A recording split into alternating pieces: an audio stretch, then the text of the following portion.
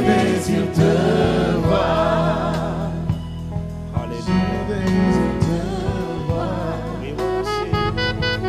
Je désire te voir. Je désire te voir. Je désire te voir. Je désire. Seigneur, nous désirons te voir. C'est la raison pour laquelle nous nous sommes déplacés des quatre coins de l'île de France et des quatre coins de la France. Certains viennent même de l'étranger. C'est parce que nous voulons te voir. C'est parce que nous voulons entendre le son de ta voix. C'est parce que simplement nous avons besoin de toi. À travers notre présence ici, Seigneur, nous voulons exprimer une soif. Nous voulons exprimer un désir intense de te connaître d'une nouvelle manière. Nous te bénissons pour ce que tu es. Nous te bénissons pour ce que tu as fait. Mais nous disons, Père, nous ne sommes pas satisfaits. Nous voulons encore plus. Et nous voulons la plénitude du Saint-Esprit. Nous voulons la plénitude de tes desseins accomplis à travers les vases de terre que nous sommes. Alors ce soir, nous sommes là, nous sommes disposés au bon endroit, au bon moment, la bonne personne. Et nous disons, parle-nous, Seigneur, tes enfants, tes serviteurs, écoute. Merci pour ta présence, Esprit de Dieu, au milieu de nous. Alors que nous voulons célébrer le nom de Jésus. Merci pour ce séminaire. Merci pour ce premier jour. Merci parce que nous allons commencer avec toi et nous finirons avec toi parce que tu es l'alpha et tu es l'oméga. Béni sois-tu encore pour la présence de chacun d'entre nous au nom de Jésus le Christ. Avec l'action de grâce, nous t'avons ainsi prié. Alléluia.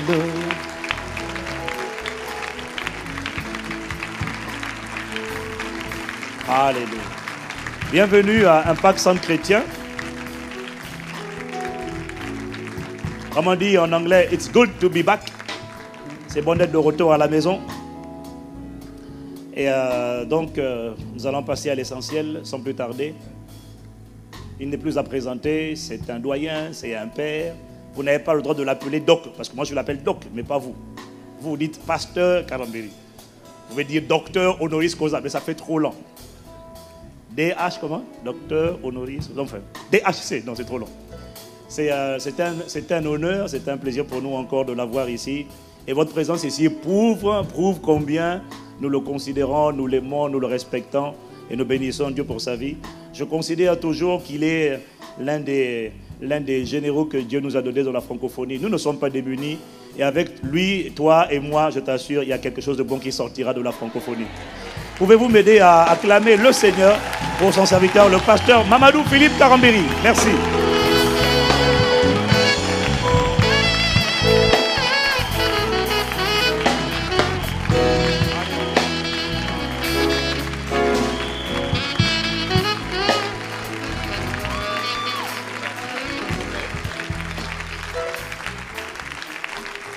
Gloire à Dieu. Gloire à Dieu.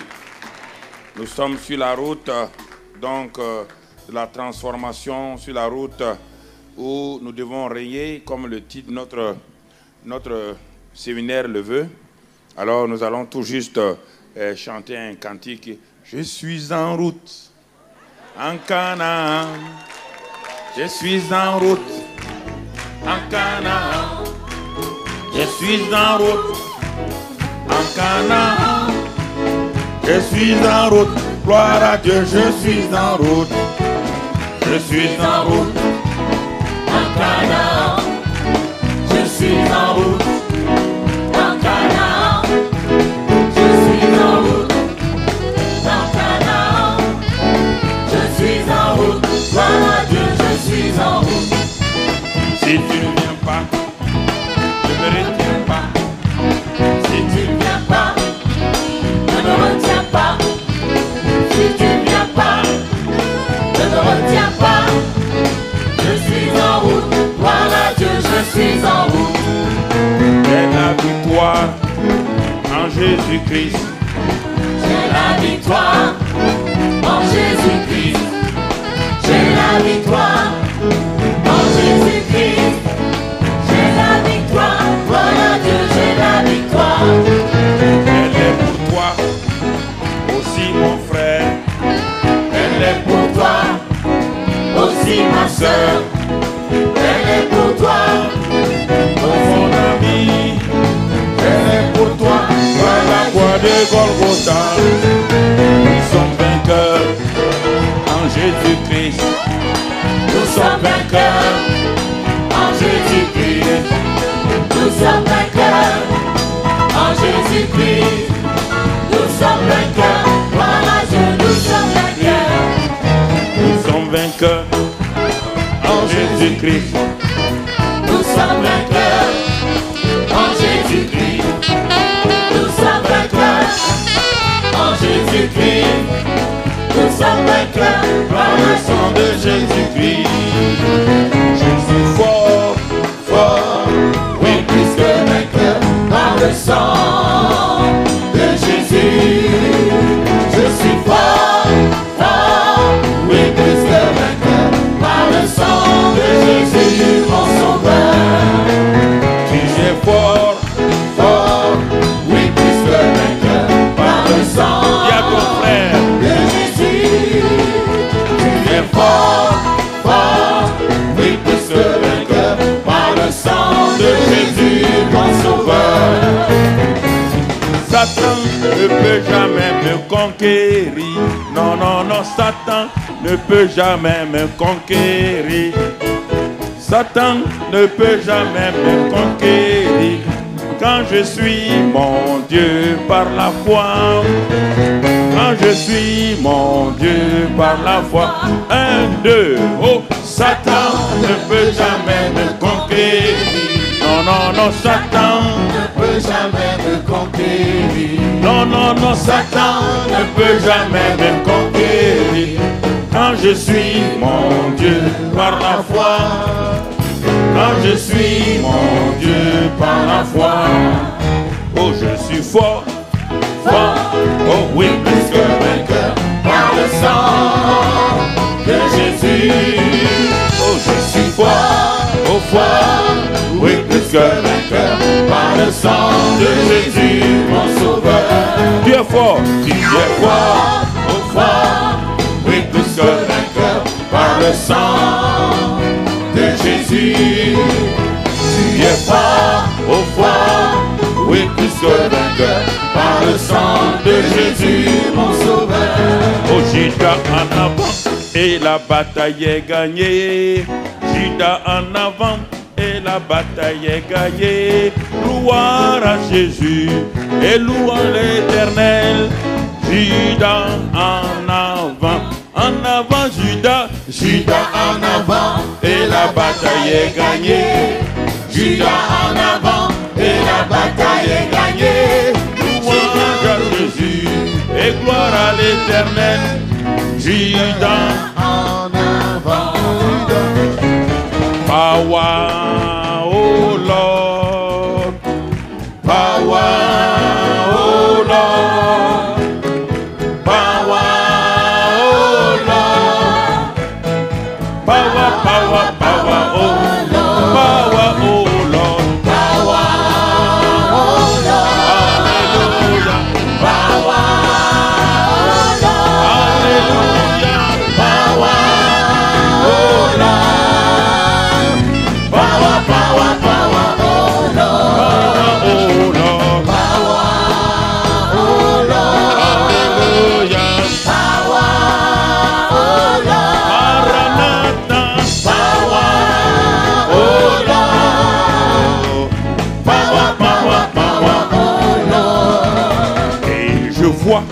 je vois la gloire de Jésus, gloire à l'Éternel, gloire au nom de Jésus. Et je vois la gloire de Jésus, gloire à l'Éternel, amen.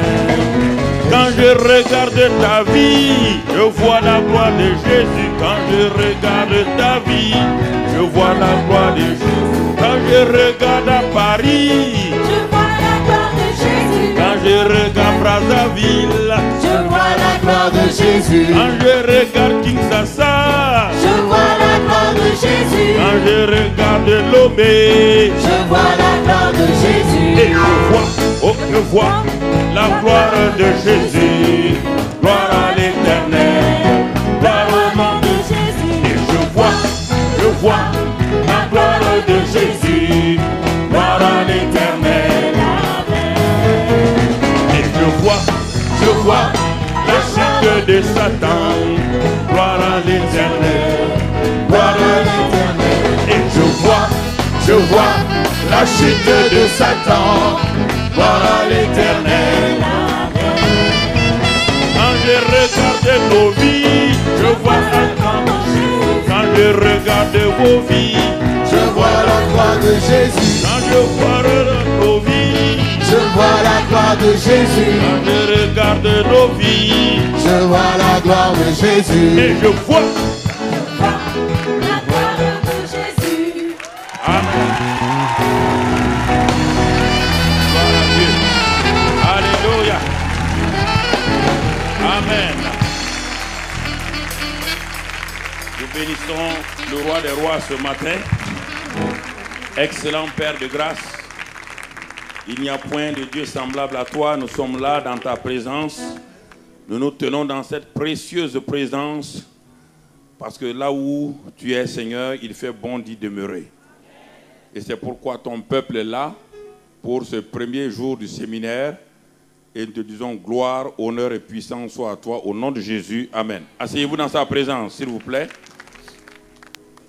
Notre séminaire cette année, comment régner dès maintenant dans cette vie. Nous rendons grâce à Dieu pour Impact Centre Chrétien qui ose traiter des sujets qui sont un peu tabous dans le monde chrétien, comme si la victoire était une chose qu'on obtient au ciel. Au ciel, personne ne va régner. Papa, bon Dieu, le seul il règne là-bas. Si tu vas au ciel, tu risques d'être cordonnier. Prends garde à ça. Aucun homme ne règne au ciel. Papa, bon Dieu, a créé le ciel pour régner. Il a créé la terre pour que nous régnons. En attendant qu'il détruise l'ancienne terre et fasse des nouveaux cieux et une nouvelle terre, pour le moment, la nouvelle création que nous sommes doit apprendre à régner sur cette terre-là. C'est ce que nous allons aborder toute cette semaine par la grâce de Dieu. Et pour ce premier soir, nous allons faire une synthèse tout juste pour nous permettre nous-mêmes de nous situer par rapport au grand thème que nous allons aborder ces 5 soirées. Alors, ce soir, nous allons commencer la vie des pensées de la nouvelle création.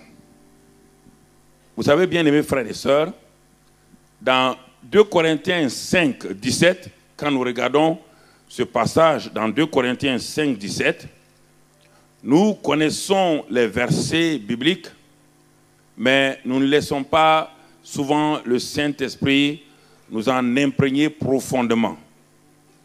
2 Corinthiens 5, 17 nous dit, « Si quelqu'un est en Christ, il est. » C'est ça qui est important d'abord. Avant de continuer une nouvelle création, d'abord ce qui est important, si quelqu'un est en Christ, il est. Il est, et la suite, une nouvelle créature. C'est une déclaration, c'est un fait, ce n'est pas une promesse. Je vais démarrer là pour que nous allions tout doucement. Parce que le règne n'est pas pour tous les hommes. De même qu'au début de la création, Dieu avait suscité, il avait créé un homme appelé Adam. Et il avait donné à cet homme-là d'exercer le règne de Dieu sur la terre avec tous les verbes que nous connaissons. L'homme était béni, lui et sa femme. Ensuite, Dieu les a rendus féconds pour leur permettre de se multiplier, de remplir la terre, c'est-à-dire d'occuper la terre, et ensuite d'exercer leur domination pour en faire un assujettissement total. Adam, malheureusement, n'a pas pu régner. N'oubliez pas cela. Adam n'a pas pu régner, et alors quelqu'un d'autre a régné à la place d'Adam, quelqu'un a usurpé le règne d'Adam. Et quand ce quelqu'un a usurpé le règne d'Adam, légalement, il n'était plus permis à Dieu de venir exercer son règne sur la terre parce que Dieu avait créé l'homme et il avait délégué son autorité pour qu'il règne comme un représentant légal de Dieu sur la terre. N'oubliez pas, Dieu est très légaliste, mais le légalisme de Dieu n'est pas en rapport avec la loi qu'il va donner à Moïse. C'est-à-dire qu'il exerce des choses selon son caractère. Pour revenir sur la terre, Dieu avait déjà prévu un plan, il doit retourner sur la terre. S'il ne retourne pas sur la terre, et s'il ne retourne pas de la bonne manière, Satan va lui dire clairement qu'il est un usurpateur comme lui. Bien-aimés frères, la Bible dit dans le livre de Romains que Dieu veut nous justifier, mais pour le faire, il doit être d'abord juste lui-même.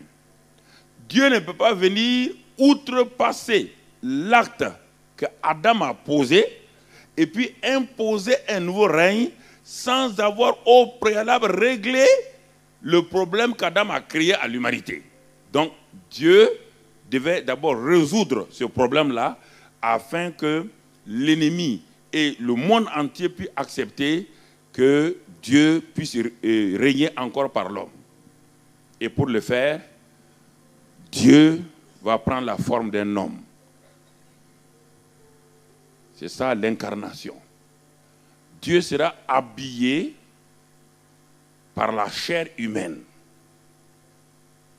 Comme le premier Adam, il va venir et il va marcher sur la terre des hommes comme le premier Adam sous le nom de Jésus-Christ. Et il va obéir. Il va accomplir parfaitement ce pourquoi Dieu voulait que l'homme règne. Et l'homme, le premier Adam étant mort, quand on parle de mort, on ne parle pas de mort physique d'abord. Il est mort spirituellement, il est séparé totalement de Dieu. Donc, Dieu ne peut plus passer par ce premier Adam-là. Il ne peut pas l'améliorer, il ne peut pas le transformer, il ne peut pas le changer. C'est pourquoi d'ailleurs quand Adam est tombé, il a reçu la nature de Satan. C'est ça que les chrétiens ne veulent pas. La mort est la nature satanique. Maintenant, Dieu dit, empêchons Adam qu'il étende sa main, parce qu'Adam n'était pas éternel. Il ne connaissait pas encore la vie Zoé. Il n'avait pas la vie Zoé. Dieu dit, empêchons-le d'étendre sa main pour prendre le fruit de l'arbre de la vie, de manger et de vivre éternellement comme un être étrange. Un être qui est mort et qui en même temps a une vie éternelle.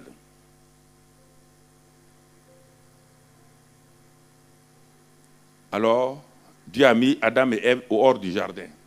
Et il a fermé l'accès à l'arbre de la vie. Et nous avançons durant les âges et nous allons voir apparaître sur la scène maintenant un autre homme du nom de Jésus-Christ, le dernier des Adam. Il va terminer la race des Adam. Il n'est pas le second Adam, il est le second homme, mais le dernier Adam. Il est la somme des Adam, les Adam AI, variant de 1 à N. Il est la somme de ces Adam-là. Il va finir les Adam. Il va finir la série noire des Adam. Il va finir la race des Adam déchus. Il va englober tout ça pour aller crucifier. Et c'est cette nature adamique s'appelle le vieil homme. La nature déchue. Et en crucifiant ce vieil homme-là à la croix du calvaire, il a mis fin à la série des Adam. Mais il n'a pas donné encore la vie. Parce qu'à la croix, il n'y a pas la vie. À la croix, c'est la destruction des œuvres de Satan c'est le triomphe de Jésus sur Satan. C'est l'homme qui est réconcilié encore avec Dieu. Et par l'ensevelissement maintenant. L'ensevelissement, je ne parle pas de son corps dans le tombeau de Joseph d'Arimathée. Ça, c'est son corps physique. N'oubliez pas qu'à la croix, il a remis son esprit au Père. Son corps physique est allé dans le tombeau de Joseph d'Arimathée. Son âme est allée dans le séjour des morts. Pour que l'homme puisse revenir à Dieu, Dieu avait dit à Adam qu'il est mort. Et là où les morts doivent partir, pas les morts physiques. Les morts spirituels, leur fin, c'est l'enfer, le séjour des morts. Son âme est allée dans le séjour des morts. Non pas en tant que vaincu. Les gens ne comprennent pas. Jésus n'a jamais été vaincu. Jamais. Même quand l'ennemi avait l'emprise sur lui, il l'a mené. Il a dit qu'il est allé prêcher aux âmes qui sont en prison. Et là-bas, 3 jours, il attendait que toi et moi, que le Père puisse dire, prendre son bâton de juge frappé, en disant, l'humanité déchue, ce que tu as fait, j'accepte ton sang qui a été versé à la croix, j'accepte ta mort, j'accepte maintenant que tu as payé le prix et que tu peux racheter les gens de toute race, de toute génération. Tu peux les racheter, ce qu'on appelle la rédemption. Tu peux les racheter. En ce moment, le 3e jour, Dieu a accepté. Et c'est pourquoi on dit, on le verra dans la semaine, on dit Jésus-Christ est le premier-né d'entre les morts. Ce n'est pas sa naissance physique dont on parle. Sa naissance physique a fait de lui le fils de Marie, l'Adam qui vient sur la terre. Mais le Fils de Dieu avec puissance, c'est par la puissance de la résurrection dans Romains 1, dans Colossiens, dans Éphésiens. Maintenant, il est le premier-né d'entre les morts. On n'utilise pas ce mot-là pour Lazare. Lazare n'est pas né d'entre les morts. Lazare est revenu à la vie physique. Il n'a jamais été mort spirituellement. Donc, tous les enfants, la veuve de Naïl, tous ces ressuscités qu'on parle dans la Bible, ils n'ont jamais goûté à la mort spirituelle. Mais Jésus est allé, il est allé dans la mort spirituelle. Et maintenant, il est né. Il est le premier-né d'une nouvelle création. Il est la tête de la nouvelle création. Il est la prémisse de la nouvelle création qui sort maintenant du tombeau et il sort du séjour des morts. Il sort du séjour des morts avec la clé de la mort et du séjour des morts. Donc il a dit à Satan, avant de partir, tu me donnes la clé de la mort et du séjour des morts. Il sort avec victoire de ce séjour-là et il dit maintenant, c'est pourquoi il dit, quiconque croit en moi à la vie éternelle, il ne peut plus mourir. On ne dit pas qu'il ne mourra pas physiquement. Il ne peut plus. La nouvelle création, la mort spirituelle n'a plus le pouvoir sur lui. La nouvelle création est une nouvelle espèce d'être qui n'a jamais été connue, que personne n'a jamais connu, parce que c'est un être spirituel qui garde son manteau physique, mais c'est un être spirituel que le monde découvre, que Satan découvre. Et quand Satan a découvert la nouvelle création qui est maintenant identifiée à Christ, qui a l'image de Christ, Satan, qu'est-ce qu'il va faire? Il sait qu'il n'a aucun pouvoir sur la nouvelle création. Mais qu'est-ce qu'il va faire? Il ne peut pas le détruire. Il va empêcher la nouvelle création d'entrer dans son héritage, de vivre la victoire. Il va l'empêcher régulièrement de célébrer, de prendre possession contrôlée. Et c'est ça le combat des milliards et des milliards de chrétiens dans le monde, et ils ne s'en sortent pas. Et à cause de ça, ils ont inventé le combat spirituel contre les démons, ils ont inventé la démonologie, ils ont inventé toute la trimologie, ils ont inventé toutes sortes de choses. Ça ne marche pas, ça ne fonctionne pas.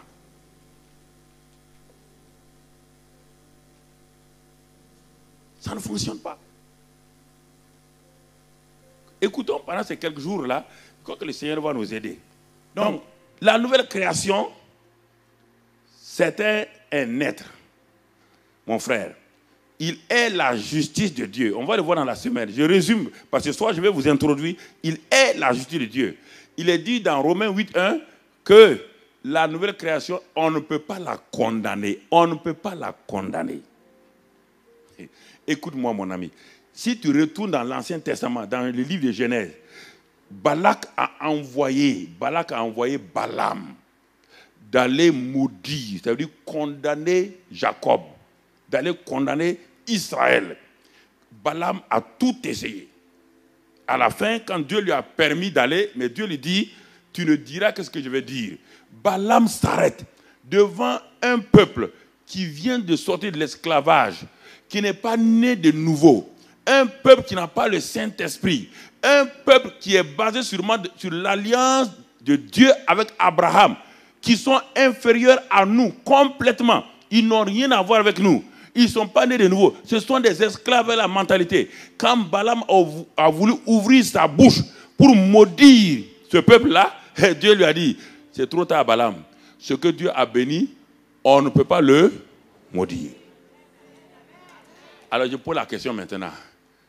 Si dans le royaume des cieux, le plus petit dans le royaume des cieux est plus grand que Jean-Baptiste. Jean-Baptiste est plus grand que tous ceux qui sont nés de femmes. Donc il est plus grand que Moïse. Il est plus grand qu'Abraham et tout. Et que le plus petit qui est né dans ce royaume-là, si on n'a pas pu maudire ceux qui étaient esclaves, comment peut-on te maudire? Qui va te maudire? On va aller, écoutons. Ce que je veux dire là, c'est que personne ne peut s'arrêter, me maudire comme cela. Je peux poser des actes qui vont me créer des problèmes moi-même. Parce que tout message qui est donné n'est pas exhaustif, n'est pas complet. Donc, il est préférable que tu rentres dans mon cadre. Parce que quand je dis ça, toi, tu sautes déjà, tu vas aller devant trop. Reste là, calme, là, petit. Donc, je vois déjà, tu as lu tel livre, tel auteur a dit ça. Reste, nous sommes dans un message bien ciblé de 1h15. On reste dans ce cadre-là. Si toi, tu vas déjà 4 heures avant moi, tu m'as trop dévancé. Reste calme. Voilà. Quand on prêche à des gens, ils sont déjà en avance. Ils sont en train de dire, mais l'autre a dit ça, l'autre a dit ça. Ce n'est pas l'autre qui est ici, c'est moi. C'est moi qui suis ici. Laisse tomber l'autre. Laisse tomber l'autre. Donc, la nouvelle création, les gens ne comprennent pas. Nous ne sommes pas des chrétiens. Nous ne sommes même pas des disciples. Jésus a utilisé le mot disciple dans les évangiles. Tu as vu ce mot-là dans les épîtres? Hein? Non. Les évangiles, c'est l'histoire de Jésus-Christ de Nazareth. Ce n'est pas l'histoire de la nouvelle création. Dans les évangiles, personne n'était né de nouveau. Personne n'était une nouvelle création. Les pierres là, qui faisaient les miracles là, c'était des morts ambulants. Ils étaient tous morts spirituellement. Il n'y avait aucun qui avait la vie éternelle. Ils ne sont pas nés de nouveau. Les 4 évangiles, c'est l'histoire de Jésus sur la terre. Ils sont nés seulement le jour de la Pentecôte dans la chambre haute. Ils sont nés de nouveau, ce qu'on appelle le baptême dans le Saint-Esprit. Ils ont reçu le baptême du Saint-Esprit dans le corps de Christ. Ils ont été remplis du Saint-Esprit. Ils ont parlé en langue. Les gens ne savent pas. C'est à partir de là que la nouvelle création a commencé. Alors, regardons maintenant cette nouvelle création qui a toutes les caractéristiques d'un homme invincible. C'est à cette personne-là que Dieu donne encore de nouveau, comme il a dit à Adam, le premier Adam qui n'a pas chuté. Dieu s'adresse à nous. Encore, nouvelle création. Il dit, Romains 5 maintenant, verset 17. Romains 5, verset 17 maintenant. C'est sur ça que notre texte est tiré. Notre titre de ce séminaire de 2011 est tiré. Romains 5, verset 17. Si, par l'offense d'un seul, c'est-à-dire Adam, la mort a régné par lui seul. L'offense d'un seul. La mort a régné par un seul. Et cette mort qui a régné, tous tes efforts et tous mes efforts n'ont pas pu empêcher la mort de régner sur notre vie. nos jeûnes, nos prières n'ont pas pu empêcher la mort. Quand vous dites la mort de notre destinée, la mort on n'a pas pu empêcher. Ça, c'est le négatif. Toute vérité a son négatif et a son positif. Le positif dit ici, à plus forte raison. Si j'avais amené la parole vivante, tu allais mieux saisir. À plus forte raison, ceux qui reçoivent, pas ceux qui demandent. La nouvelle création, on parle de la nouvelle création. La nouvelle création qui reçoit l'abondance de la grâce et du don de la justice. Il dit, si la nouvelle création accepte l'abondance de la grâce, qui a deux éléments, la grâce, qui est une faveur imméritée, un, et qui est une capacité divine, deux. Si la nouvelle création reçoit de marcher dans le nouveau régime de la grâce, et ensuite, du don de la justice, la nature de Dieu, participant de la nature divine, 2 Pierre 1, 4. Toute nouvelle création qui accepte cela, et Dieu dit maintenant, c'est cette personne seule qui est qualifiée pour régner dans cette vie par Jésus-Christ lui seul. Alors, mon cher frère, ma chère sœur, pourquoi tu ne règnes pas dans la vie? Pourquoi? Adam n'a pas pu régner. Nous savons la cause. Nous avons découvert la cause d'Adam. Avant la chute d'Adam, Adam régnait. Il a régné à un moment donné, mais il n'a pas pu étendre le règne de Dieu dans tout. Il a régné dans le jardin d'Éden uniquement, alors qu'il devait faire régner, et Dieu devait régner à travers lui sur toute la terre.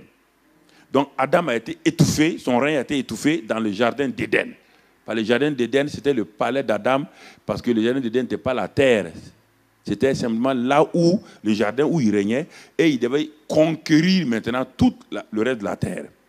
De son palais, où, jardin d'Éden veut dire le jardin des délices, Dieu lui avait tout donné, tout, la nourriture, la capacité, la vie, et il devait utiliser cette vie-là, comme ici, pour sortir, se multiplier, remplir, contrôler, assujettir, dominer, et amener la vie divine à régner sur le royaume végétal, sur le royaume minéral, sur le royaume, donc tout. Il y a plusieurs sortes de royaumes.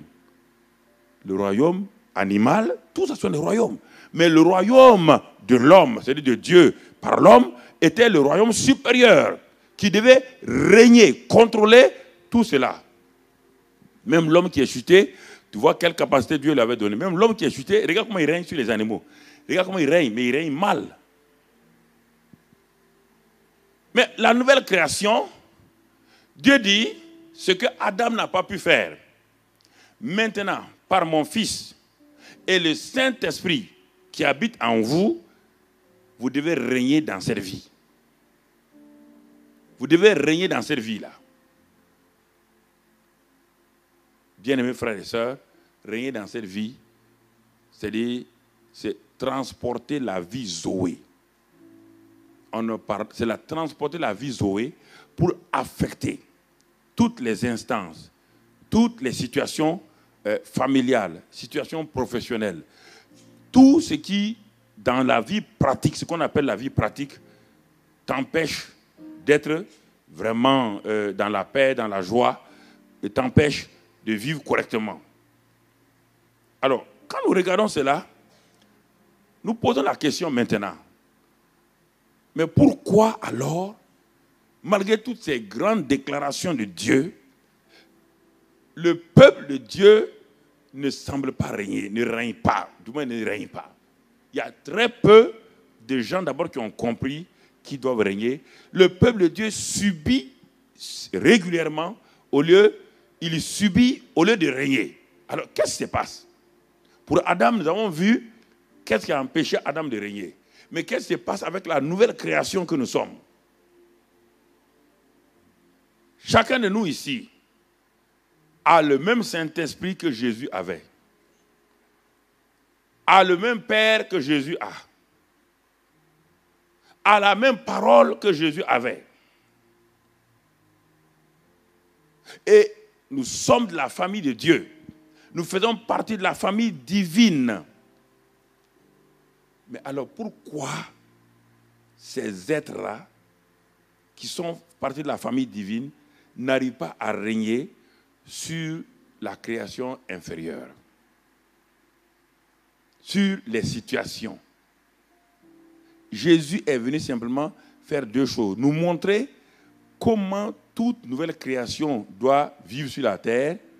Et ensuite, il a pris nos péchés pour nous faire accéder au genre de vie qu'il a vécu lui-même. Voilà ce qu'il est venu faire. Il n'en a pas besoin. Il n'a jamais péché, il n'a pas besoin de salut, il n'a pas besoin de délivrance, il n'a pas besoin de guérison, parce qu'il savait dominer, avec la vie divine qui était en lui, il savait dominer ces circonstances-là. Il a été tenté en toutes choses, exactement comme toi et moi nous sommes tentés. Sa tentation n'est pas inférieure à la nôtre. Il a été tenté en tant qu'homme par les femmes, de la même manière que tous les garçons ici sont tentés. Si la tentation de Jésus est inférieure à ma tentation, alors en ce moment-là, il y a une injustice quelque part au niveau de Dieu. Mais Jésus faisait quoi? Les gens disent que Jésus était Dieu. Dieu dans sa semence, mais pas dans l'exercice du ministère, pas dans l'exercice de la relation. Il s'est dépouillé volontairement de ça pour vivre comme un homme simplement. Il n'a pas utilisé sa divinité pour chasser les démons. Il n'a pas utilisé sa divinité pour dominer le péché. C'est son humanité. C'est pourquoi dire le Fils de l'homme. Tant qu'il n'y aura pas de percée au niveau mental, c'est difficile que les gens comprennent qu'est-ce que le règne de Dieu. Comment ils doivent régner. Nous aimons beaucoup Matthieu 6 qui nous dit que ton règne vienne. Mais Dieu nous répond, mais toi aussi tu dois régner, non? Ce n'est pas moi seul qui dois régner. Ne me dis pas que ton règne vienne. Le règne de Dieu va venir par qui? Par toi. C'est toi l'instrument par lequel mon règne vient sur la terre. Jésus est venu te montrer. Jésus est la prémisse de l'être humain, du Fils de l'homme, par lequel Dieu doit régner sur la terre, et te dit maintenant, Jésus étant parti et t'ayant laissé le Saint-Esprit, il dit tu dois régner dans cette vie. On dit dans cette vie, pas dans la vie future. La vie future, personne ne régnera. Sauf quand on va revenir dans la Nouvelle Jérusalem, et là on va régner avec Jésus lui-même. Alors, bien-aimés frères et sœurs, et quand nous regardons ça, nous allons lire un autre passage. Peut-être vaut mieux qu'il le mette directement. C'est dans le livre des Proverbes 23, verset 7. Et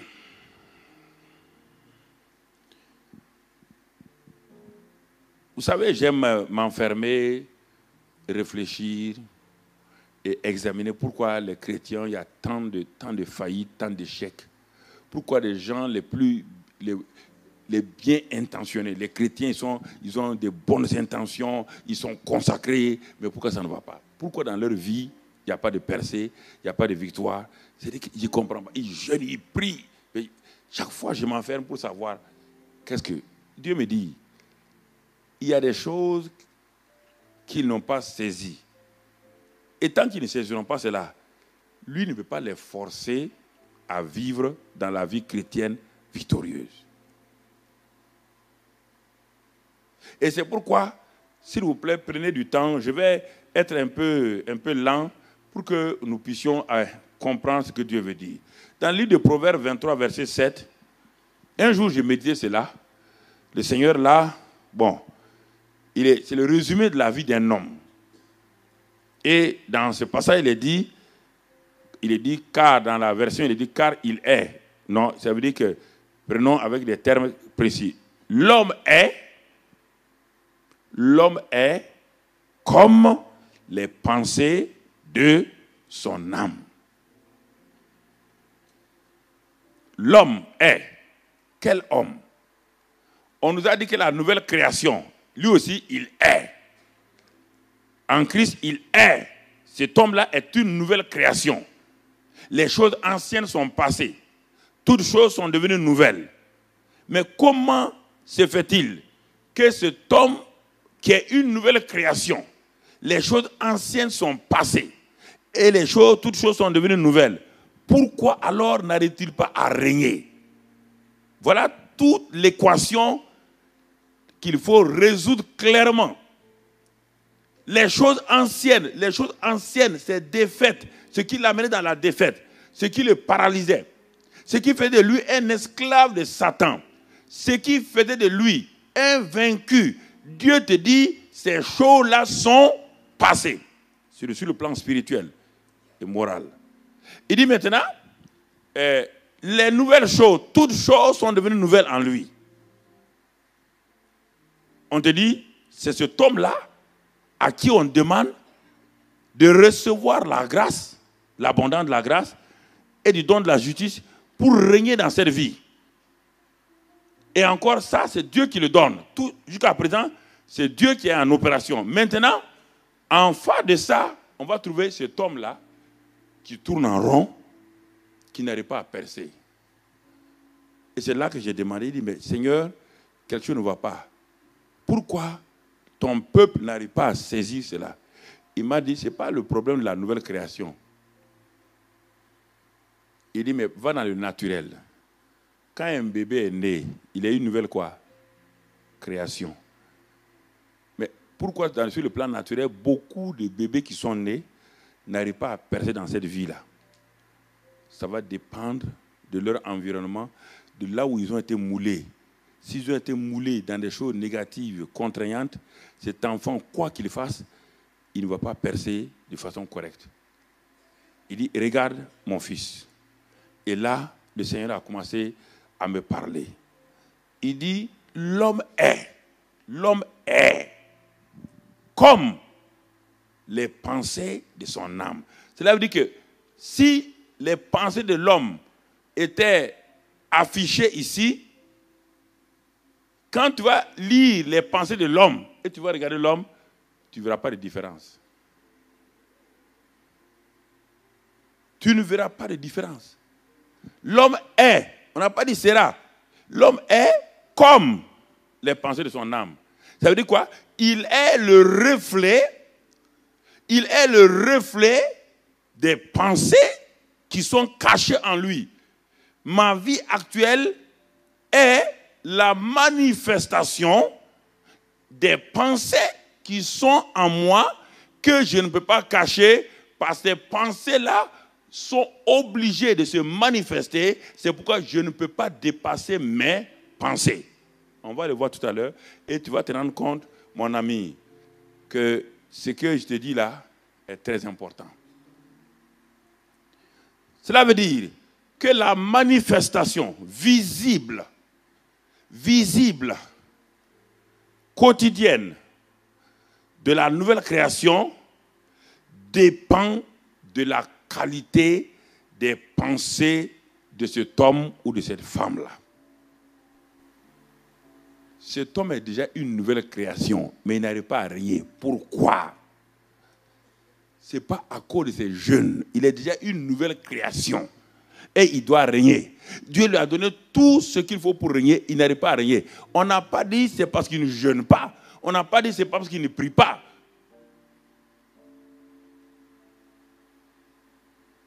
Il est comme les pensées. C'est-à-dire qu'il est comme le reflet. Il est le reflet de ses propres pensées. Ou encore, j'ai noté, il est le résultat de toutes les pensées qu'il a accumulées hier. Cela veut dire quoi? Simplement que votre vie d'aujourd'hui n'est que la résultante de vos pensées d'hier. On va aller doucement, vous allez comprendre. Votre vie d'aujourd'hui, mon cher frère, votre vie d'aujourd'hui n'est que la résultante de vos pensées d'hier. Quand je dis hier là, c'est de ce que vous vivez régulièrement, quotidien. Vous ne pouvez pas. Les pensées sont le plafond de votre promotion. Vous ne pouvez pas aller au-delà de vos pensées. Vos pensées sont le plafond. Si vous voulez progresser, il faut que vous poussez le plafond. C'est-à-dire que si vous prenez un bâtiment à 5 étages, ceux qui sont au rez-de-chaussée, ils ont un plafond. Mais le plafond de ces rez-de-chaussée est quoi pour le premier étage? Est le plancher du premier étage, oui ou non? Si vous voulez avancer, chaque fois que vos pensées vont vous amener, elles vont arriver à un niveau de plafond. Mais si vous voulez aller plus, il faut que vous appreniez à repousser. Et pour le repousser, frère, ce sont vos pensées qui vont permettre, ce sont vos pensées alignées sur les pensées de Dieu qui permettent à la nouvelle création d'avancer. Ce n'est pas la prière ni le jeûne. La prière et le jeûne accompagnent. Mais l'élément fondamental, ce sont vos pensées. On va aller doucement. Ce sont vos pensées. Tu dois comprendre cela. Vos pensées influencent profondément vos paroles, vos attitudes et vos actions. Il n'y a personne ici qui agit sans d'abord pensé. Personne ne peut parler sans avoir pensé. Parce que les paroles sont l'expression de vos pensées. Et c'est pourquoi les scientifiques ont dit que chaque être humain a 50 000 pensées en moyenne par jour. Je vais aller lentement encore pour que nous comprenions. Écoute-moi, mon frère. Tu dis que cela n'est pas vrai, peut-être. Tes pensées, les pensées que tu as, représentent quoi pour toi? Tes pensées sont toujours des conversations les plus secrètes que tu as avec toi-même. Tu causes le plus, la personne avec qui tu causes le plus, c'est toi-même. Ce sont tes pensées. C'est quand tu veux rencontrer quelqu'un, quand tu as fini de penser, de travailler toutes tes pensées, tu rassembles maintenant le résumé de tes pensées et tu pars pour rencontrer ce frère-là. Mais en ce temps, tes pensées, tu as causé avec tes pensées dans ton lit, dans ton fauteuil, dans ta voiture, ou sur ta moto, ou à pied. Tu ne peux pas arriver comme ça, parce que vous devez faire une affaire. Tu ne peux pas arriver comme ça, puis dire au frère là, bon, on va faire ça. Non, non, mais il va dire, mais quoi? C'est que déjà, tu as conversé avec toi-même. Et le meilleur moyen pour converser avec soi-même, c'est à travers les pensées. Et si tes pensées sont négatives en permanence, tu fais quoi? Tu es en train de préparer des paroles, des attitudes et des actes qui seront mauvais. Et ces attitudes vont se transformer en quoi? En habitude. Et quand ça devient des habitudes, c'est fini pour toi. Ta personnalité est forgée. Tu as beau venir à l'église, on va beau parler, ça rentre là, ça sort là. C'est pourquoi les gens sortent de l'église. À 5 mètres de l'église, ils font le contraire de tout ce que le pasteur a dit.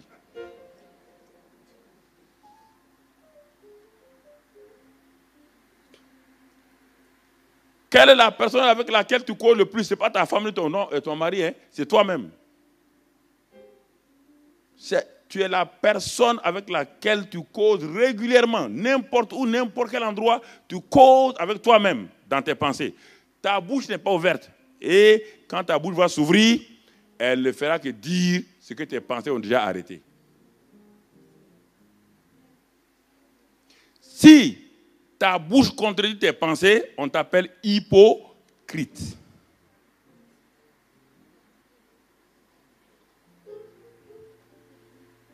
C'est-à-dire que tu es malade. C'est ça. Oh, je vous parle. Écoutez, ce que vous faites là, c'est très bien. Mais on va prier. Tu pries quoi? Tu pries en ce temps, tu as des pensées contraires à ta prière. Tu sais que c'est faux? Frère, viens, on va prier pour tel frère. Qu'est-ce qu'il a? Il a des démons. Il a des démons. Alléluia, alléluia. Frère, au moment où tu es en train de prier là, tes pensées disent, si les démons vont sortir, tu es rentré, tu vas voir. Et tu es en train de mentir, oh, au nom de Jésus. Oh, non. Mais les démons te regardent, ils n'ont pas peur de toi. Ils disent, mais voici un hypocrite. Les démons ont dit aux filles de Séva, mais nous connaissons Jésus. Nous connaissons Paul. Mais vous, mais ce que vos bouches disent là, n'a rien à voir avec vos pensées. Pourquoi nous souffrons? Nous souffrons à cause de ça. La nouvelle création devait réussir. Pour qu'elle tourne en rond. Pourquoi tourne-t-elle en rond la nouvelle création? Réfléchissez.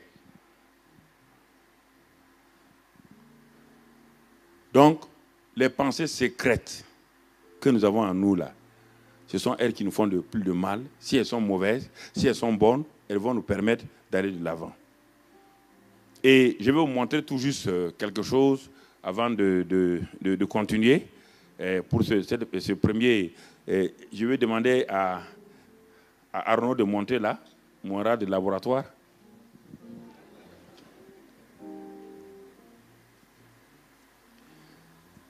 Et pour que nous puissions comprendre. Frère, je veux être assez pratique et simple avec chacun d'entre nous. Donc, vous voyez, ça c'est, premièrement, l'ancienne création. Tout le monde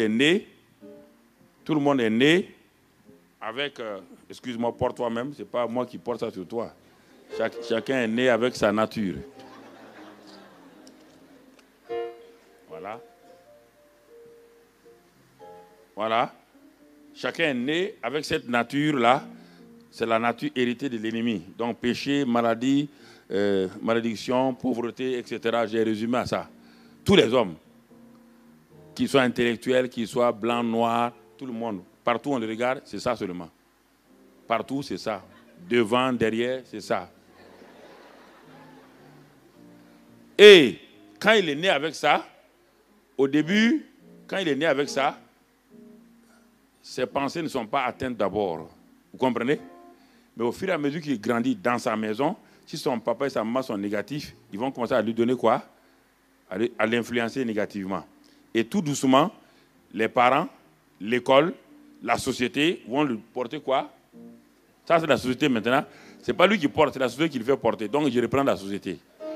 Il est né avec ça lui-même naturellement, mais maintenant, la société lui fait porter ça.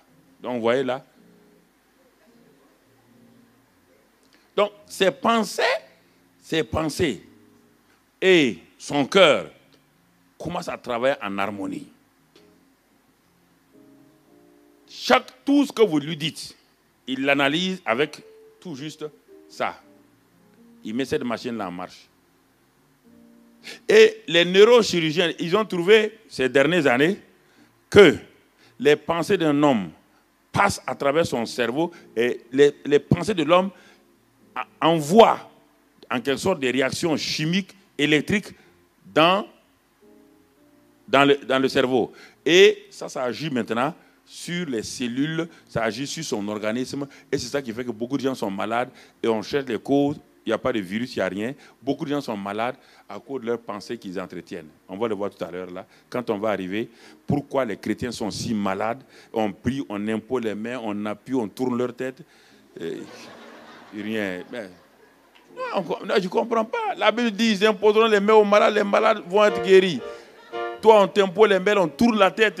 Mais rien. Tu as tout le temps les mêmes maladies, les mêmes maux de ventre, 5 ans. C'est là. Parce que dès que quelqu'un veut imposer les mains, tu le regardes. Est-ce que lui, il peut me guérir? Donc, au moins, il est en train de faire comme ça, là. Tu l'as déjà paralysé. Ça ne marche pas. C'est ça le vrai problème. Donc, vous voyez, cet homme-là, le voilà. Ça, c'est l'homme qui est déchu. Mais par la grâce de Dieu, il entend l'évangile un jour. Il entend le message de la bonne nouvelle, le message du royaume. Et quand il entend ce message-là, quelque chose va se passer. Cet homme va recevoir une vie nouvelle. Et cette vie nouvelle qu'il va recevoir, je voudrais un micro qui peut s'étendre comme une croix. un pied qui peut s'étendre comme une... Là. Celui-là, ok. Voilà. Dépose le micro. Et qu'est-ce qui va se passer? Ce qu'on appelle la substitution. Voilà, mets ça là. Le Seigneur, par sa grâce, va prendre toutes ses iniquités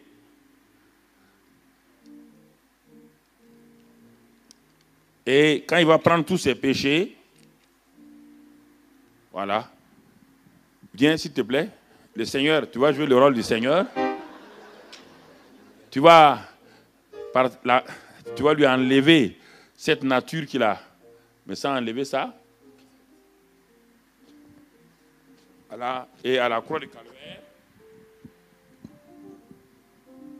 cette nature est là. Mais Jésus ne va pas le laisser simplement comme ça. Jésus va lui donner maintenant une nouvelle nature. Il va lui donner une nouvelle nature. Il devient une nouvelle création. Les choses anciennes sont passées. Toutes choses sont devenues nouvelles. Regardez, les choses anciennes sont passées. Il était péché, perdu ici. Il était malade, tout. Mais il a reçu, normalement on devait recevoir tout ça. Béni, tout ça. Donc, il a reçu ça. Et cet homme-là, dans les premiers jours qu'il a reçus, même les 3 mois, il est dans la joie, il est dans la paix, il est vraiment heureux parce que la joie du Saint-Esprit est venue en lui. Et cet homme, c'est cet homme-là qu'on dit maintenant de régner dans la vie. On lui dit de régner dans la vie. Mais la plupart du temps, on n'a pas dit, on pense que le nouveau cœur peut régner. Le nouveau cœur peut régner. À la condition, on a vu ça l'année dernière, quand on a vu les 3 éléments, l'esprit, l'âme et le corps. Ce sont des choses qu'il faut bien garder. Cet homme est né de nouveau. Mais qu'est-ce qu'il se rend compte que lorsque Dieu dit quelque chose, son esprit régénéré veut le faire. Mais il se rend compte qu'il y a quelqu'un qui analyse toutes les paroles de Dieu et qui utilise un élément d'évaluation en dehors de là. C'est quoi? C'est ça. Alors, un combat comment dans cet homme-là? Il veut faire le bien, il veut obéir à Dieu, mais ses pensées disent que ce n'est pas possible. Chaque fois, il va faire passer la parole de Dieu à travers ce filtre.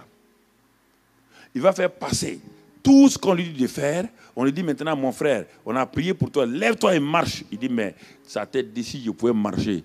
Je n'allais pas t'attendre. Il dit, mais tu te prends pour Jésus ou quoi? C'est ça le problème. Tout ce qu'on lui dit, ce filtre-là enlève la puissance de la parole de Dieu et rend la parole de Dieu sans force. Il s'en va prier. Quand il prie, son homme intérieur est renouvelé. Son homme intérieur est dans la joie, dans la paix. Quand il est tout seul avec le Seigneur, mais dès qu'il sort face à la situation, le prince de l'air s'est saisi de quoi? Le prince de l'air s'est saisi quoi? De ses pensées. Pour annuler tous les effets de la prière du jeûne qu'il vient de faire. Et c'est pourquoi beaucoup de chrétiens, au sortir de leur jeûne et prière, tout s'évapore comme la rosée quand le soleil se lève le matin. Il n'y a rien. Il n'y a pas un changement durable. C'est pourquoi ne confondons pas. Il y a plusieurs mots. Il y a le métanoïa. Il y a le anakainos. Et il y a la métamorphose. La métamorphose n'est pas ici. La métamorphose passe par le renouvellement de l'intelligence. Et il faut, la Bible dit, cette intelligence-là doit être renouvelée, on va le voir à la fin, par la parole de Dieu. Et quand il commence à méditer la parole de Dieu, à s'aligner sur la parole de Dieu, son intelligence est renouvelée et cet homme, il y a une harmonie. De même qu'il y a une harmonie ici, il y a une harmonie là, il y a une harmonie là aussi. Et c'est cet homme-là qui peut régner. C'est lui seul qui peut régner, pas lui là. Pas cet homme-là. Écoutez-moi, cet homme ne pourra jamais régner. Jamais. C'est un chrétien qui va aller à l'église, il aime les choses de l'église, il est béni, il donne la dîme, les offrandes et tout. Mais quand il sort, dès que l'ennemi envoie des choses, il utilise ça, le filtre, pour essayer de comprendre ce que Dieu est en train de faire. On ne peut pas comprendre le royaume des cieux avec le cerveau humain, frère. Le cerveau humain ne comprend pas comment agit le royaume. Le royaume est une folie pour le cerveau humain. Le royaume, les critères du royaume, ce n'est jamais logique pour le cerveau humain. Le rationnel, jamais. Donc, c'est ça. Il faut déposer ça. Et maintenant, chaque jour qui se soumet à la parole de Dieu, il pratique la parole de Dieu. C'est la pratique, hein? Il pratique, il confesse, il obéit, il marche dans cette parole-là. Une puissance se manifeste, son intelligence est renouvelée. En ce moment, l'homme nouveau qui est là, la nouvelle création qui est là, maintenant a un partenaire extraordinaire, puissant, les pensées renouvelées. Quand Dieu dit quelque chose, il s'aligne automatiquement, l'homme nouveau et son intelligence s'alignent sur la parole de Dieu. Cet homme-là peut régner. Quoi que ce soit que Dieu lui dise, il va régner. C'est pourquoi dans les évangiles, vous voyez la chute et les scandales des Pierre et des autres. Mais vous les voyez maintenant dans le Nouveau Testament, vous les voyez, ce sont des gens qui ont totalement changé. Ici, c'est la création, ici, c'est la métamorphose. Les deux mots sont différents. On ne peut pas métamorphoser celui-ci là. Lui, on le tue. On le met à mort. Le vieil homme est crucifié, il est mort. On ne peut pas mêler le vieil homme. La seule chose, et un jour, on prêchait, un jeune prédicateur un peu ignorant prêchait, quand il parlait du mot changement, il utilisait le mot changement. Au lieu de mettre le mot création nouvelle, il mettait qu'on peut changer, on peut faire. Et il y a un vieux qui était assis, il dit, mais jeune homme là, il faut le dire, il ne connaît pas. Hein. Il dit, mais il a dit de noyer le vieil homme. Il dit, moi, mon vieil homme sait nager. On voit qu'il est un nouveau pasteur là. Il ne connaît pas encore la vie. Il dit, mon vieil homme là, je l'ai noyé. Quand je suis revenu, il est trouvé, il était vivant. On ne peut pas noyer le vieil homme. On ne peut pas l'améliorer. On peut pas, il n'est pas sauvage. On ne peut pas le civiliser. Vous entendez? Le vieil homme, on le tue. On le tue. Il est crucifié. Dieu l'a tué. C'est ça la croix. La croix l'a mis à mort. Si tu es ici, c'est que tu es déjà mort. Et le corps du péché a été rendu impuissant parce que celui qui est mort est libre du péché. Cet homme-là est libre du péché. Cet homme-là, il est libre du péché, tant sur le plan naturel que sur le plan spirituel. S'il est mort physiquement, tu as beau aller lui donner la boisson alcoolique qu'il aimait. On va fermer la marque pour qu'on ne voit pas la marque. Donc, c'est ça, parce que c'est pour faire la publicité gratuite. OK. Il aimait cette boisson-là. Chaque jour, il va dans le café du coin, il prend son verre et tout. Mais s'il est mort physiquement, tu as beau lui amener ce verre-là, est-ce qu'il peut boire? Ça, c'est sur le plan naturel. Alors, si le plan naturel, un mort naturel, ne peut pas boire, ne peut pas manger les choses qu'il aimait, comment un mort spirituel peut faire le péché auquel il n'est plus soumis? Il est mort au péché. Mais il faut comprendre ça.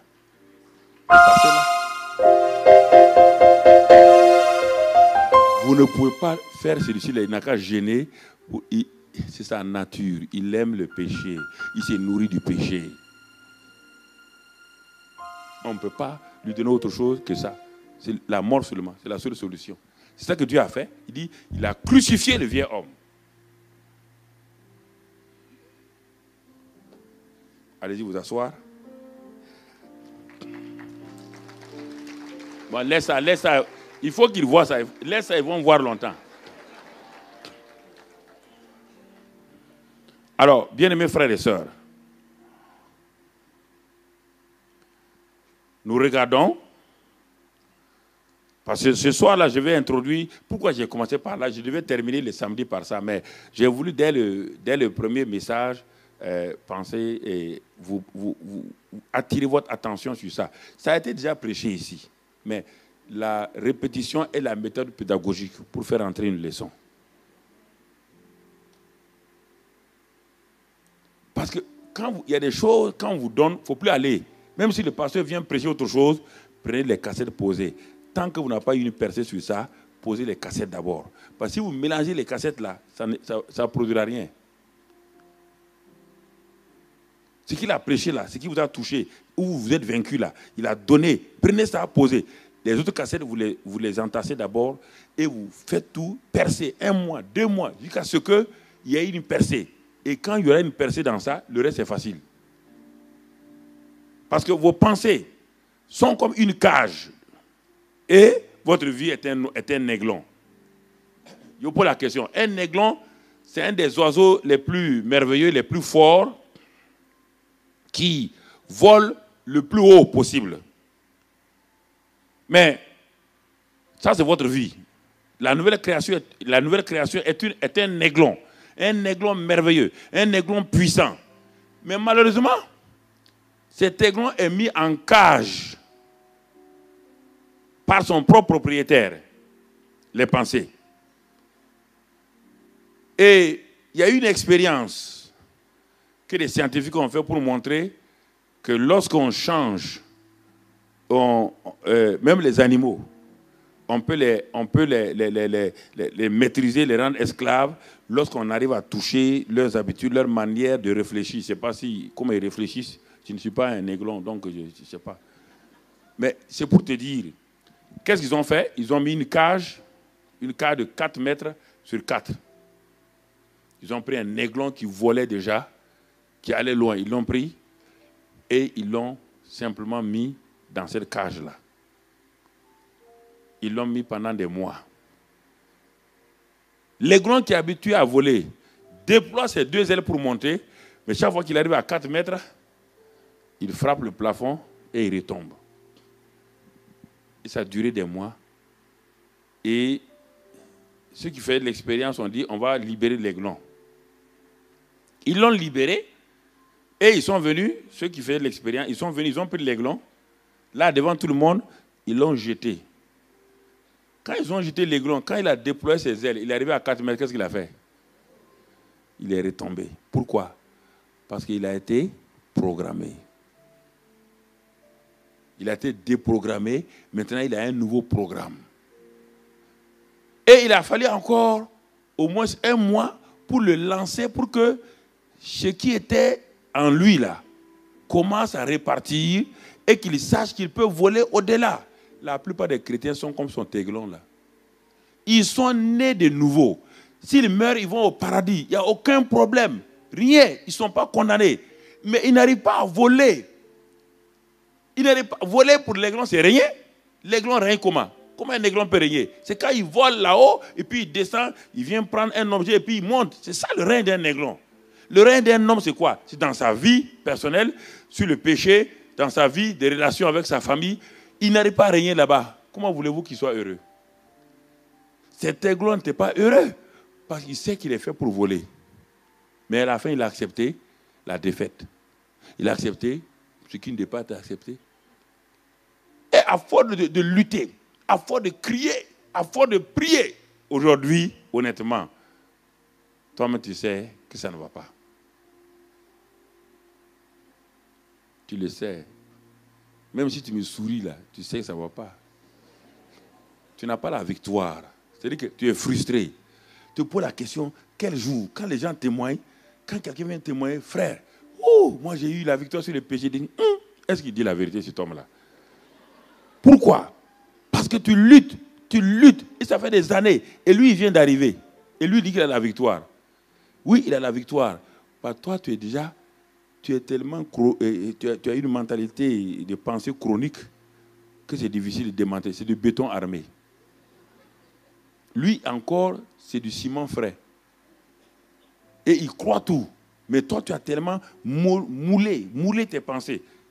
Et c'est ça qui fait que tu es esclave de tes propres pensées. Ce n'est pas le monde. Tu n'es pas esclave du monde. Tu es esclave de tes propres pensées. Pour Dieu, tu es mort au monde. Tu es mort au péché. Tu es mort à tout. Mais tu es esclave de tes propres pensées. Tu es esclave de tes propres pensées. Ta pensée te limite. La pensée étroite d'un homme limite ses réalisations. La pensée étroite d'un homme limite ses actions, limite tout ce qu'il veut faire dans la vie. Ce sont nos pensées qui nous limitent. Et c'est ça qui limite la nouvelle création.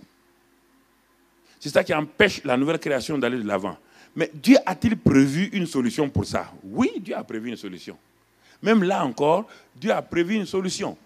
Mais c'est que parfois, nous mettons du temps avant d'aller demander à Dieu quelle est la solution. Parce que nous avons écouté tellement les hommes que nous mettons 10 ans, 15 ans à écouter les hommes avant de revenir. Je crois que souvent, nous avons un livre qu'on appelle la Bible. Et Dieu est un Dieu, un fabricant.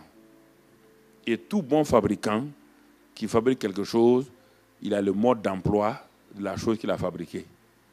Dieu a créé l'homme. Il a un mode d'emploi des pensées de l'homme. Il a tout. Où? Dans la Bible, pas chez quelqu'un d'autre. Ce n'est pas le revendeur qui a le mode d'emploi. C'est celui qui a fabriqué, qui donne la machine avec le mode d'emploi. Le mode d'emploi est devant toi ici. Tu laisses ce que Dieu te dit et tu vas chercher chez les hommes. Tu dis, oui, quand moi j'ai eu la victoire, j'ai fait 40 jours de jeûne. Mais mon ami, 40 jours de jeûne ne transforment pas quelqu'un. D'ailleurs, les deux jeûnes de 40 jours ont été dictés par Dieu. En dehors de ça, personne n'a fait ça.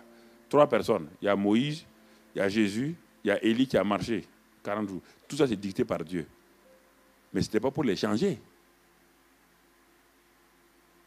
Ils étaient déjà changés.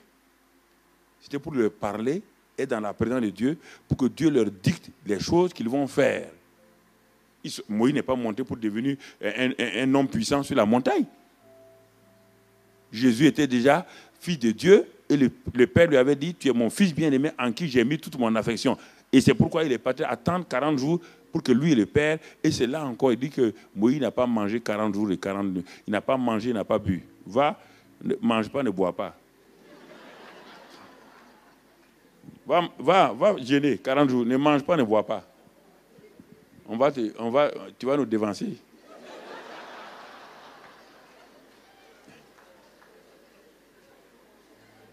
Non. Écoutez, je vais être simple avec vous ce soir-là. Dieu nous avertit. Dieu nous avertit. Dieu nous parle, il nous avertit. Allons dans Proverbe 15, rapidement. Proverbe 15, verset 26. Si vous avez vos Bibles, sinon vous regardez sur l'écran, Proverbe 15, 26. Qu'est-ce que Dieu nous dit dans ce passage-là? 15, 26. Il dit, les pensées mauvaises sont en horreur à l'Éternel. Mais les paroles agréables sont pures à ses yeux. Comme on est sur les pensées, on va arrêter sur la première partie du verset. Les pensées mauvaises sont en horreur à l'Éternel. Alors, quand vous lisez une parole comme ça, n'allez pas loin. Ne balayez pas ça du revers de la main et puis continuez. Dieu te dit que toute pensée négative en toi, toute pensée mauvaise, lui sont en horreur. Ça veut dire qu'il ne peut pas te regarder avec ces pensées-là. Donc, vous mettez arrêter ton jeûne. Quand tu es en train de jeûner et que tu as des pensées, change les pensées avant de continuer. Les pensées mauvaises sont en horreur à l'Éternel. Allons dans Genèse 6 pour comprendre. Genèse 6. Qu'est-ce que cela veut dire? Genèse 6. Ne me dis pas comme... Ce n'est pas la loi, hein? Ça c'est des principes. Quand Dieu dit que quelque chose ne lui plaît pas, ce n'est pas une affaire de loi ou de la grâce. Non. Genèse 6. Regardons si ce que Salomon a dit ici, on le trouve déjà, la première apparition de ça, c'est dans Genèse 6, verset 5. L'Éternel vit que la méchanceté des hommes était grande sur la terre et que toutes les pensées de leur cœur se portaient chaque jour uniquement vers le mal. Donc, vous voyez, les pensées de leur cœur étaient des pensées d'horreur. Pourquoi? Ces pensées se portaient chaque jour uniquement vers le mal. Regarde maintenant la réaction. Toute action provoque une réaction. Ce n'est pas Dieu qui le fait. C'est ton action qui provoque la réaction. Regarde, la Bible dit, l'Éternel se repentit d'avoir fait l'homme sur la terre et il fut affligé en son cœur. Bon, le reste du verset, on n'a pas marqué ça, 7. Bon. Et l'Éternel dit, j'exterminerai de la face de la terre l'homme que j'ai créé, etc., etc. Ce n'est pas Dieu qui a envoyé le déluge. Ce sont les pensées mauvaises des hommes qui ont créé leur propre déluge. Et écoute-moi, le déluge de ta vie, familiale ou autre, ne vient pas de Dieu ni du diable. Ça vient de tes pensées. Ce sont tes pensées qui attirent le déluge sur toi. Je peux te montrer de Genèse jusqu'à Apocalypse. Dieu n'a rien à faire. Dieu a présenté un jour un homme à Satan. Il s'appelle Job. Depuis longtemps, Dieu surveille Satan qui est en train de tourner autour d'un homme sur la terre. Il s'appelle Job. Et un jour, la Bible dit, en ce temps, Satan avait le droit d'aller vers le ciel. Maintenant, il n'a plus le droit à cause du sang de Jésus. Il ne peut plus accuser quelqu'un au ciel. Si quelqu'un te dit ça, il est un menteur. Dès que Jésus a amené son sang au ciel, il a purifié toute la rébellion satanique. Il a établi tout. Satan ne peut plus accuser quelqu'un. Il dit l'accusateur des frères est tombé. Il est venu sur la terre, il ne peut plus monter au ciel. Tu dis, j'étais là-bas. Ouais. Non, mais c'est ça. Vous ne comprenez pas les choses spirituelles. Les choses spirituelles, on n'a pas besoin que Paul a dit. Paul a dit, moi je suis quoi? Il ne m'appelle pas Paul, il m'appelle Mamadou Karambiri. J'ai la même dimension que Paul. Mais non, pourquoi vous êtes complexé comme ça là? Ou bien, le Saint-Esprit qui est en moi, hein? C'est un Saint-Esprit différentiel? Ou bien on l'a minimisé, on l'a compressé pour le mettre en moi? Vous n'arrivez pas à croire en vous-même. C'est-à-dire que vous croyez qu'il y a le nom de Paul. Il n'y a pas ton nom dans la Bible. On dit, nous sommes le temple de Dieu. Qui? Toi? Écoutez, frère, ne soyez pas complexés. Vous avez la même valeur que n'importe qui dans la Bible. Dites un peu plus fort Amen.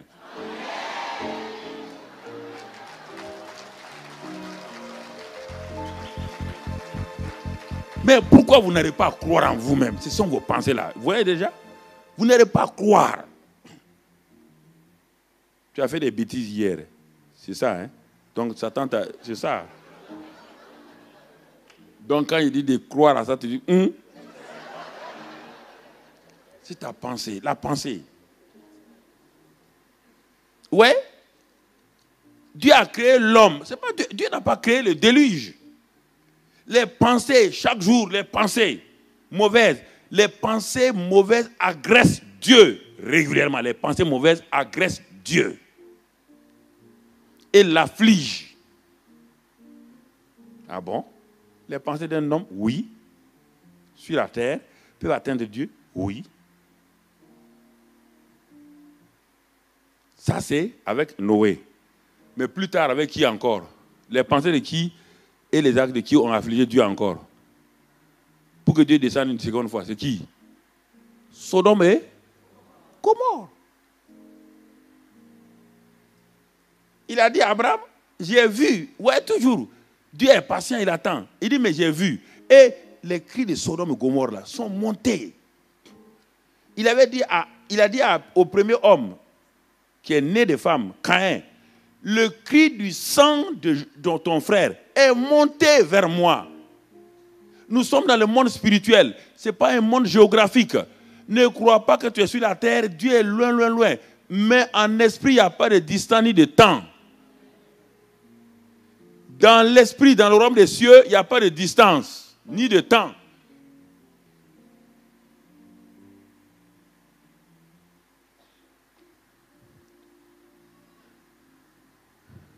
Les enfants de Castanou, ils ne vivent pas dans la même maison. Ou bien Castanou se trouve à Lyon et puis lui, il se trouve à Paris ici. C'est la même chose. Quand on parle au royaume des cieux, on ne parle pas de géographie.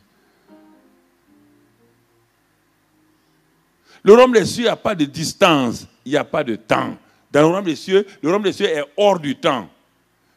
Il n'y a pas 24 heures, c'est hors du temps. C'est hors des distances. C'est pourquoi tu restes ici, tu parles tout de suite. Dès que tu as fini, avant que tu finisses de parler, Dieu t'a déjà exaucé. S'il y avait une distance, il fallait 3 jours avant qu'il réponde. Il n'y a pas ça, frère. Il faut enlever cette mentalité-là. Ça n'existait pas. Dans le royaume des cieux, ça n'existait pas. Dans le monde géographique, ça existe, le temps.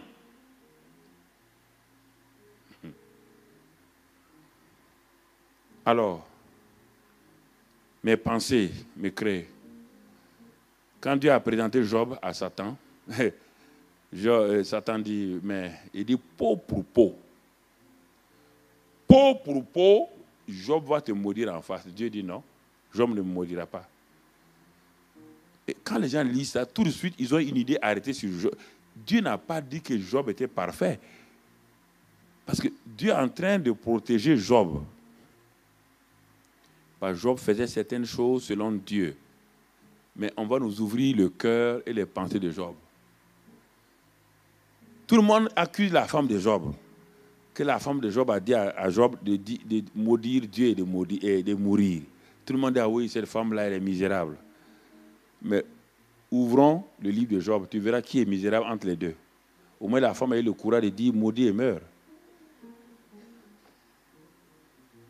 Quand Job a été touché dans son corps et tout, regardez ce qu'il dit dans Job 3. Regardons dans Job 3. Regardons ce qu'il dit, frère. Dieu nous révèle, Dieu ne cache rien. C'est pourquoi il vaut mieux être clair avec lui. Hein? Dieu ne cache rien. Après cela, Job ouvrit. Après qu'il ait dit à sa femme de se taire, il ouvrit la bouche et maudit le jour de sa naissance. Alors, où est le Job parfait là? Il a maudit le jour de sa naissance. 1. Ce n'est pas fini. Il prit la parole et dit, périsse le jour où je suis né et la nuit qui dit un enfant mal est conçu. Il est en train de parler de qui? L'enfant mal est conçu par qui? Par des brebis? Par des moutons? L'enfant mal c'est qui? C'est lui-même, non? Oui ou non? Il a été conçu par qui? Son père et ça? Il dit, périsse la nuit où papa et maman sont allés ensemble pour que moi je sois conçu. Est-ce que c'est un homme correct ça? Vous dites Job. Vous l'admirez, dit Job. Un ignorant comme ça, vous l'admirez. Quelqu'un qui va dire que maudit le jour où mon père et ma mère sont allés ensemble pour que moi je sois conçu. Regardez ensuite, c'est pas fini. Il continue. Et il parle. Au verset 25, il dit maintenant ce que je crains, c'est ce qui m'arrive. Ce qu'il craint où? Dans ses pensées. Ce qu'il craignait là, Dieu nous révèle. Ce que je crains, c'est ce qui m'arrive. Ce que je redoute, c'est ce qui m'atteint. Je n'ai ni tranquillité, ni paix, ni repos. Et le trouble s'est emparé de moi. Ce que je crains, c'est ce qui m'arrive. Ce que vos pensées attirent. Vos pensées sont des aimants. Et si c'est un aimant négatif, ça va attirer derrière vous tous les négatifs. Si vous voulez jeûner et prier, ça ne peut pas. Parce que vos pensées là sont des aimants qui attirent, qui vous accompagnent, frères et sœurs. Je voudrais que vous rentrez en vous-même. Ce n'est pas la peine d'aller dire on va faire. Non, n'allez pas. Tes pensées attirent. Les pensées de ces hommes ont attiré le déluge. Les pensées de Job ont attiré tout ce qui lui est arrivé. Tout ce qui lui est arrivé. Réfléchis, mon ami. Regarde ta vie. Ce que je te dis, tu le sais bien de quoi je parle. Regarde tes pensées que tu as régulièrement et regarde ta vie quotidienne. Il n'y a pas de différence. Il n'y a pas de différence.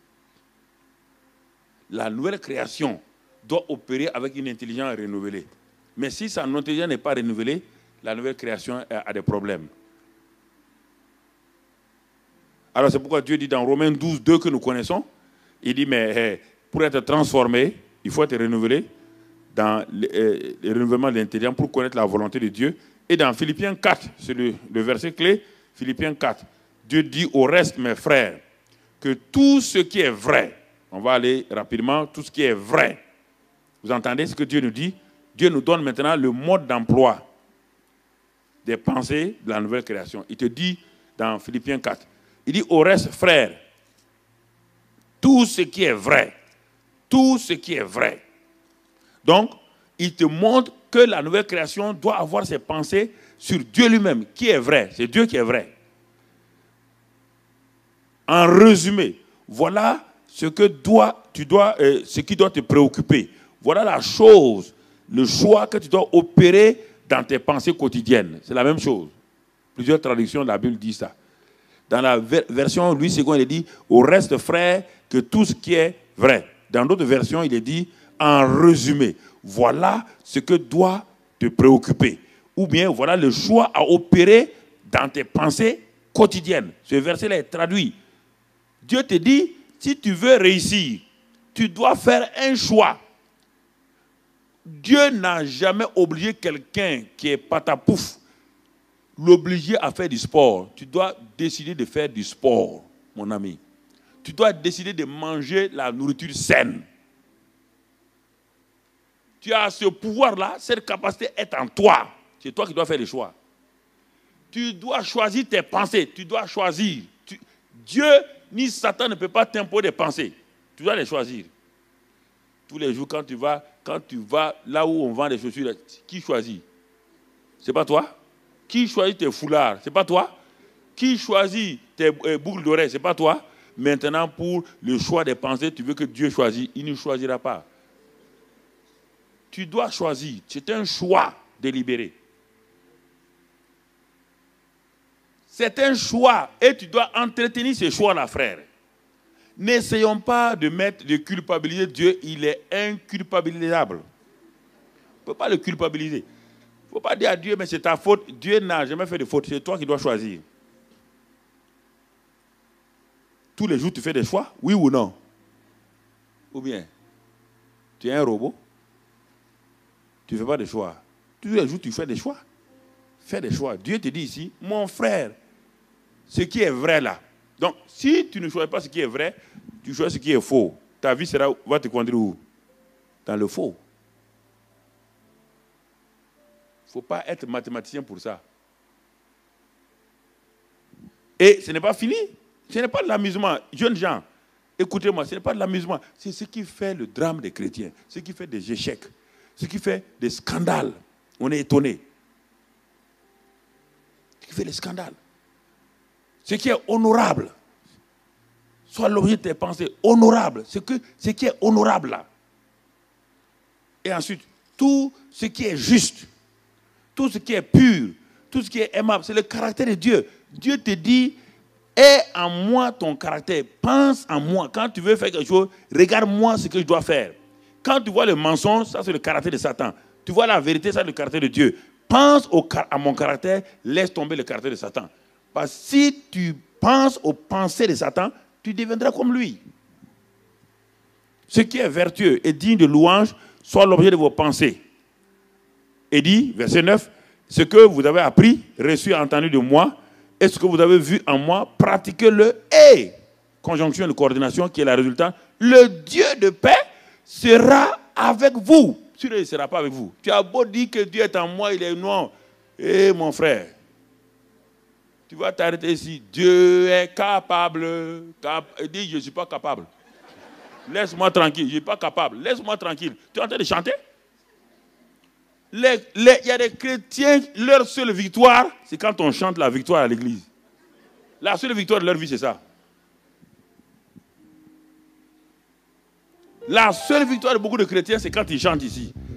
La seule victoire. Satan dit, laisse-les chanter. Attendez-les à la porte. Attends-les à la porte. Laisse-les chanter. Ils n'ont qu'à faire ce qu'ils veulent. Quand ils s'arrêtent, terrasser, terrasser. Satan, il dit, ok, laisse-les me terrasser ici. Puis que ça lui plaît, il veut se tromper lui-même. Laisse-le me terrasser. Quand il va sortir là, amène son mari qui n'est pas venu à la réunion. Fais asseoir son mari avec des yeux gluants. Quand elle va arriver, terrasse la net là-bas. Dès que tu arrives à la maison, le mari dit alors, c'est maintenant qu'on rentre. Voilà, tu es terrassé maintenant.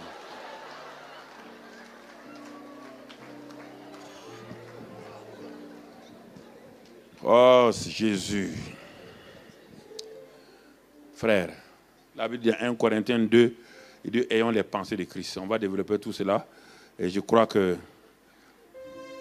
si tu veux régner, il y a le premier domaine de règne, c'est le règne de la moralité et tout. Note simplement les versets, on ne va pas les lire. Matthieu 15, 19 et 8. Il dit que de tes mauvaises pensées sortent quoi? L'adultère et tout. Personne ne s'est jamais levé à aller commettre fornication parce qu'il veut. Personne ne s'est jamais assis, puis s'est levé, dit bon, il s'assoit, puis dit, je me veux forniquer. Non, jamais. Il a fait quoi? Et quand il a fini, il a conclu, non? Quand il a conclu, il a fait quoi? Il s'est levé, oui ou non? Même le fils prodigue là, il a fait quoi? Il s'est assis, il a fait, il a pensé. Il a regardé la maison de son père et là où il est. Ça, c'est des cochons. Là-bas, c'est le palais. Il a examiné les deux, il a vu, lui-même, il a tiré une conclusion qu'il n'est pas bon d'être avec les... Il vaut mieux aller où? Et maintenant, il a fait quoi? Qu'est-ce qu'il a fait? Se lever. C'est la conclusion de ses pensées. Mais il parlait avec qui? Il parlait avec les cochons. Quand il a dit je me lèverai, il parlait à qui? Donc, il conversait avec qui? Quand j'ai commencé, tu as dit que tu as voulu penser que je mens. Tu as vu?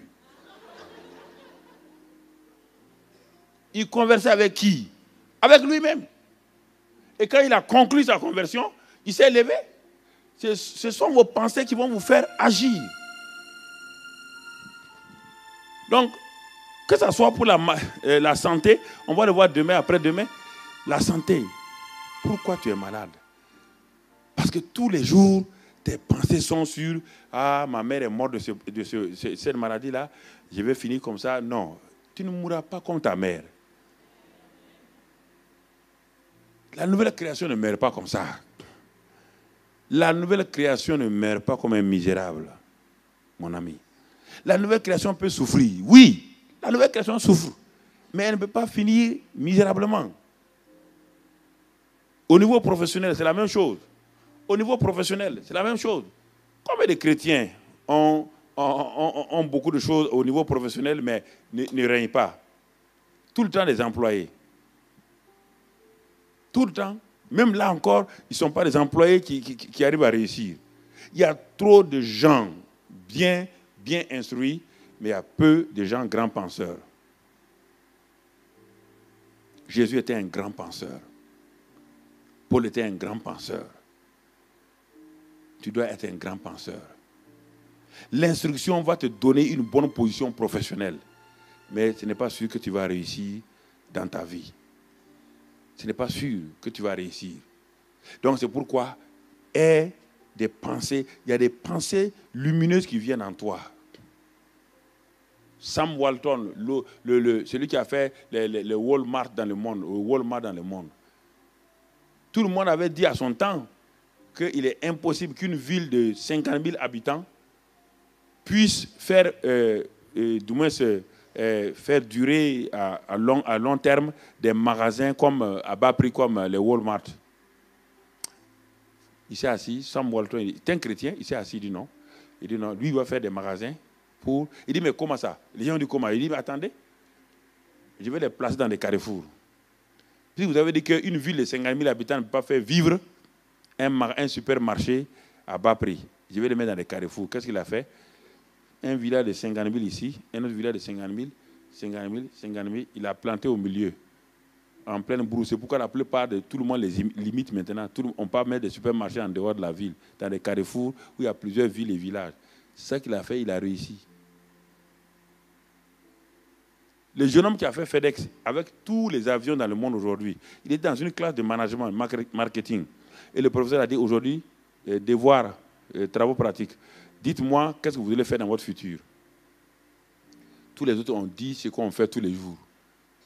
Ne faites pas comme tout le monde. Il a dit non, il s'est assis, il a dit non, une idée est venue. Il dit je vais prendre le courrier de Los Angeles et de New York le même jour, je vais l'amener à Los Angeles. Le professeur a mis dessus barré. Il dit ambitieux. Mais il a réfléchi quoi? Quand il est 5 heures du matin à New York, il est quelle heure à Los Angeles? Il y a au moins 5 heures de différence. Alors, on peut, donc ces 5 heures différentes, là, si tu cumules le tout, ça fait un long temps. Le courrier qui quitte le soir à Los Angeles va arriver presque le matin de bonne heure à l'autre côté. Alors, il a réussi. Aujourd'hui, il a des avions partout, même quand vous voyez partout, FedEx, Federal Express. Il a des avions partout. Si tu veux être milliardaire et que tu es déjà millionnaire, tu dois fréquenter qui? Si tu continues à être avec les millionnaires, tu seras milliardaire? Pas les millionnaires sont déjà arrivés à leur terme, oui ou non? Ils connaissent toutes les techniques pour être millionnaire. Si tu veux être milliardaire, tu dois quitter de temps en temps les millionnaires pour aller causer avec qui? Les milliardaires. Et tu auras de nouvelles idées. Et quand tu as de nouvelles idées, tu vas sortir de la masse des millionnaires. Tu deviens le prochain milliardaire. C'est ça la nouvelle création. Si tu marches avec des gens misérables, médiocres, dans la nouvelle, ils parlent seulement de nouvelle création. Nouvelle création. Mais il n'y a rien qui change. Cherche quelqu'un, colle-toi à lui. Un homme qui s'est opéré dans la nouvelle création, il y en a plein.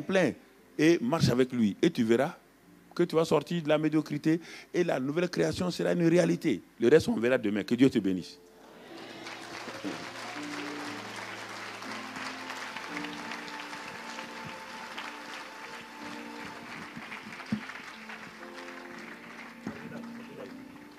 Est-ce qu'on peut acclamer le Seigneur en se levant, s'il vous plaît?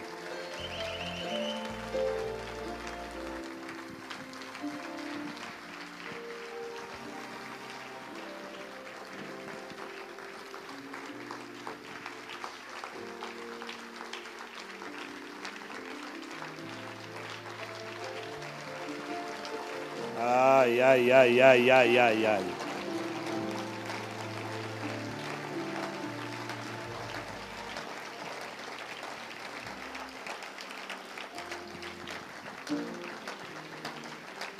Wow.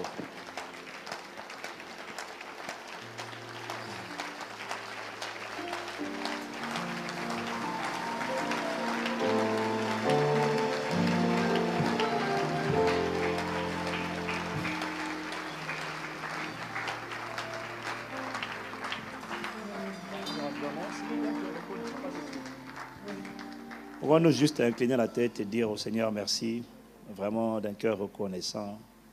Merci Seigneur, merci pour ta parole. Même si le séminaire s'arrêtait là, je crois vraiment que tout aurait déjà été dit. Parce que ce qui a été dit, c'est tellement l'essentiel et le fondement de tout. Et que si ça, ce n'est pas assimilé, tout le reste, nous ne pourrons pas l'assimiler. Si le système de pensée ne change pas. Alors inclinons la tête avant de nous séparer. Et vraiment, et comme je le redis aussi à un personne chrétien, ça fait partie de notre système de pensée. Il ne faut pas entendre ce genre de choses et ne pas avoir envie de dire merci au Seigneur. En priant, en chantant, en adorant. Et pour celui qui est là à cœur également, en faisant une offrande. Après toutes les soirées, c'est toujours comme ça que nous faisons.